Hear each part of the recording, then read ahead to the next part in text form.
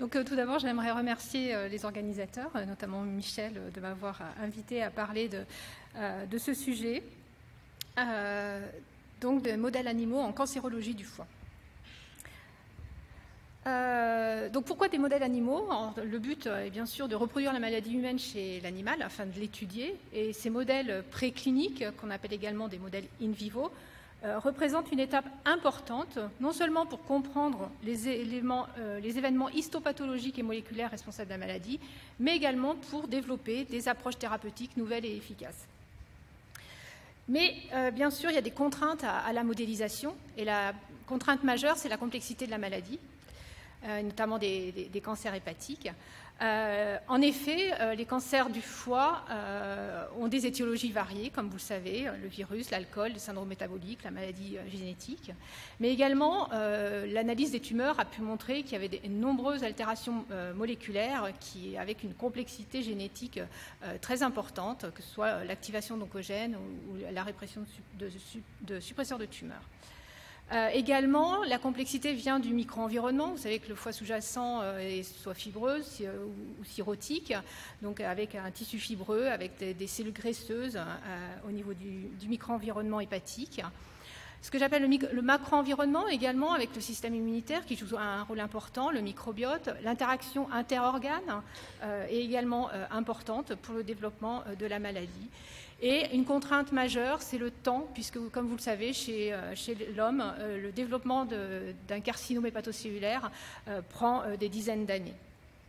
Donc, pour l'étudier, bien sûr, on a besoin de simplification. Donc, de facto, aucun modèle ne sera parfait. Et il y a été développé de nombreux modèles, et donc je vais essayer de passer à travers rapidement. Les modèles de carcinogénèse hépatique sont divisés globalement en trois types de modèles, les modèles induits, les modèles génétiquement modifiés et les greffes de cellules tumorales chez les animaux. Alors, quand je parle d'animaux, en fait, il y a quelques papiers anecdotiques qui utilisent la drosophile, le poisson zèbre, et certains le singe, notamment les macaques. Mais globalement, la majorité des études actuellement se sont faites chez les rongeurs. Et dès qu'on parle d'animaux génétiquement modifiés, bien sûr, c'est plus la souris. Donc, je vais plus vous parler de souris. Au niveau des modèles induits, l'induction se fait par deux types de stimuli, les carcinogènes et l'alimentation. Donc les modèles chimio-induits, c'est l'injection de composés génotoxiques qui vont être métabolisés par les cytochromes P450 dans le foie, et ceci va générer des espèces réactives de l'oxygène et induire des adduits de l'ADN. Et chez les rongeurs, les produits hépatotoxiques le plus souvent utilisés sont le thioacétamide, le TAA, qui en injection intrapéritonéale chez le rat ou dans l'eau de boisson chez la souris va pouvoir développer des fibroses hépatiques, et également dans certaines backgrounds de rats des cholangiocarcinomes. Également, le furane est utilisé pour développer également des cholangiocarcinomes chez le rat avec une administration chronique à haute dose. Cependant, le carcinogène le plus utilisé chez les rongeurs est actuellement le diéthylnitrosamine, le DEN, ou le diméthylnitrosamide, avec développement de CHC chez la souris via essentiellement la méthylation de l'ADN. Et combiné à des ligations des voies biliaires, on peut déclencher également des cholangiocarcinomes chez la souris. Alors le DEN peut être injecté seul. Cette injection se fait sur des souriceaux de 2 semaines. Et dans 80% des cas, chez les souris mâles, on va pouvoir déclencher des CHC, comme visible ici, à peu près après 10 mois de vie de la souris. Mais en fait, le DEN peut également être utilisé avec d'autres composés qui sont des promoteurs et qui vont permettre d'accélérer le mécanisme, et notamment le phénobarbital est utilisé, et dans ces cas-là, on peut utiliser des souris un peu plus âgées et également avoir des CHC qui apparaissent au bout de 7 mois.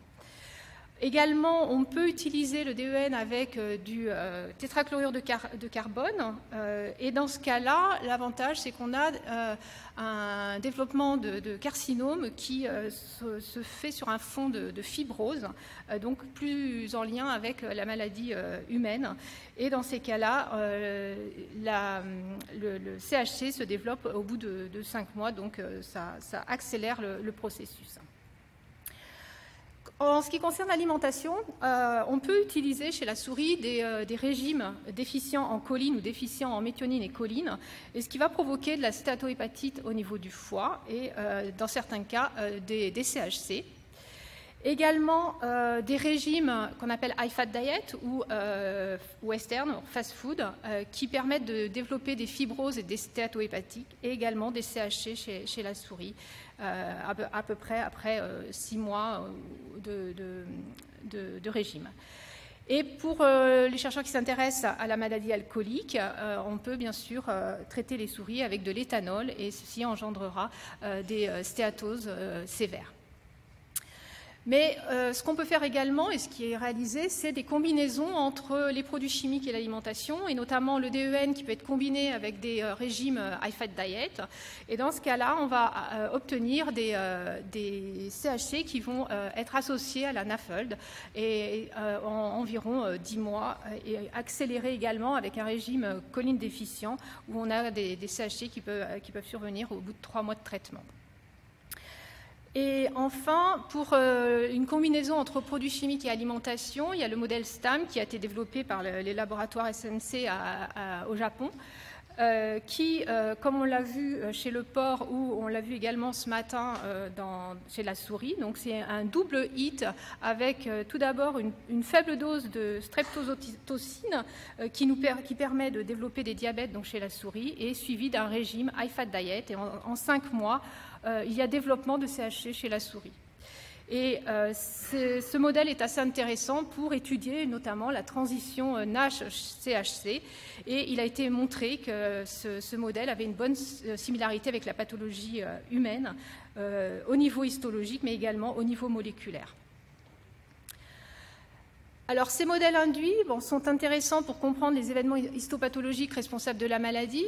Ils permettent également de tester de nouvelles approches thérapeutiques, mais ils sont assez limités au niveau de l'étude moléculaire. C'est pourquoi il a été développé les modèles génétiquement modifiés, qu'on appelle GEM en anglais. Et ces modèles permettent de mieux appréhender la complexité génétique et d'étudier l'impact d'oncogènes ou de suppresseurs de tumeurs sur le développement de cancer du foie. Alors, pour générer ces modèles génétiquement modifiés, il existe de nombreuses méthodes. Je vais passer à travers rapidement. Mais en gros, l'idée est d'exprimer ou de réprimer de manière conditionnée l'expression d'un oncogène ou d'un gène suppresseur de tumeur dans le foie. Donc, ce qui va nécessiter une expression ou une répression spatio-temporelle. Donc, spatio, puisqu'on va vouloir le faire essentiellement dans le foie, et temporel, pour la plupart du cas, on essaie de le déclencher à l'état adulte pour éviter la létalité embryonnaire. Donc divers protocoles, comme je vous le disais, existent, avec notamment des méthodes de transgénèse qui sont soit germline, c'est-à-dire dans la lignée germinale, ou non-germline, c'est-à-dire dans les cellules somatiques, donc les hépatocytes, si on s'intéresse au carcinome hépatocellulaire. Les méthodes pour modifier les gènes et le génome utilisés sont essentiellement le système Crelox, dont j'imagine que vous connaissez tous, le système transposase, mais également depuis un peu plus récemment, le système CRISPR-Cas9.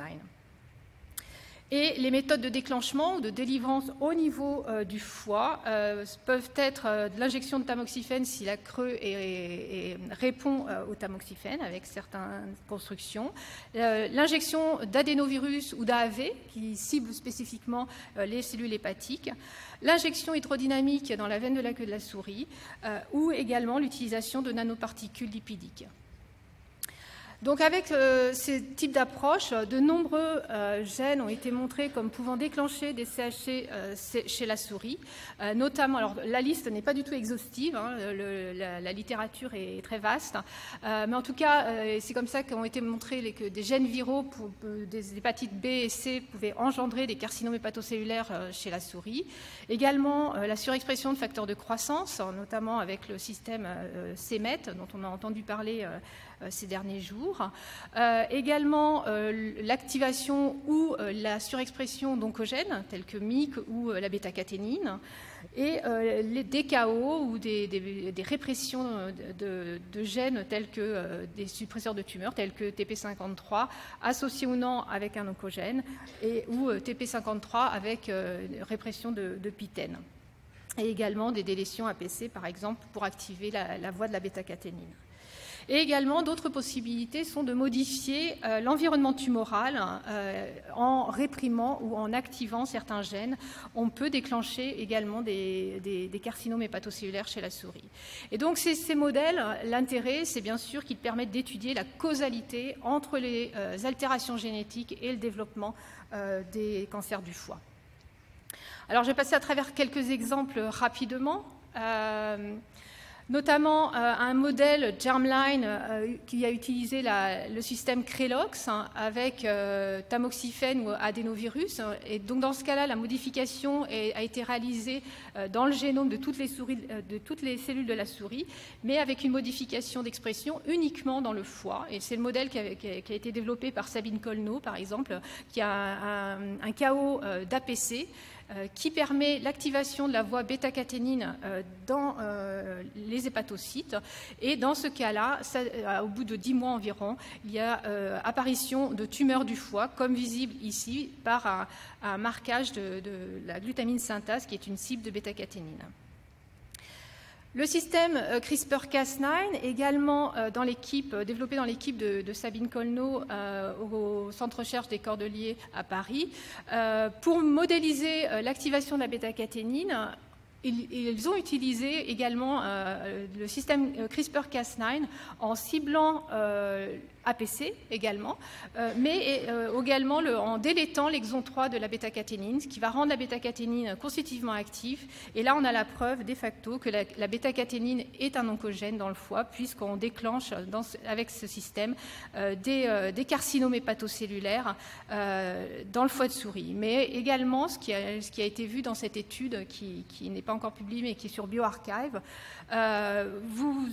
il y a deux types de tumeurs dans ces souris, des tumeurs différenciées qui ressemblent au CHC humain différencié, mais également des tumeurs plus mésenchymateuses, indifférenciées, qui ressemblent à l'hépatoblastome humain. Hépatoblastome où également la bêta-caténine est activée dans 80% des cas. Un autre modèle qui a utilisé le système CRISPR-Cas9, et là c'était un peu la preuve de concept que ce système pouvait marcher dans le foie, avec une injection dans la veine de la queue, par une injection hydrodynamique dans la veine de la queue de guide RNA qui ciblait PTEN et P53 et qui provoque des lésions, en tout cas des altérations des gènes de PTEN et P53. Et ce qui a été montré dans ce papier publié dans Nature, c'est qu'on obtient des tumeurs dans le foie qui sont identiques à ce qui avait été obtenu avec les systèmes Crelox où on générait des KO PTEN et P53. Maintenant, en ce qui concerne le système transposase, ce système, donc déjà je vais juste vous reparler un peu de cette injection hydrodynamique dans la veine de la queue, qui consiste en fait à utiliser, à injecter dans la veine de la queue un gros volume avec de l'ADN qui codera donc pour les gènes d'intérêt. Et donc le volume est en fait 10% environ du poids de la souris. Et cette injection doit être faite en moins de 10 secondes. Donc vous voyez que c'est un geste qui n'est pas très simple. Et dans ce cas, on va cibler massivement les hépatocytes au niveau du foie. Et ce système peut être utilisé avec une transposase qui permet d'insérer les transgènes au niveau du génome de la souris. Et donc, de cette manière, on va pouvoir exprimer des oncogènes ou avec des guides RNA ou des shRNA, éteindre l'expression d'un gène cible. Et ce modèle a l'avantage d'être rapide, il est adaptable pour faire des cribles in vivo, mais également pour aller étudier des altérations géniques définies. Et c'est ce qui est fait ici. En fait, on peut très bien exprimer dans le foie un oncogène avec la transposase et également en même temps déléter des gènes suppresseurs de tumeurs.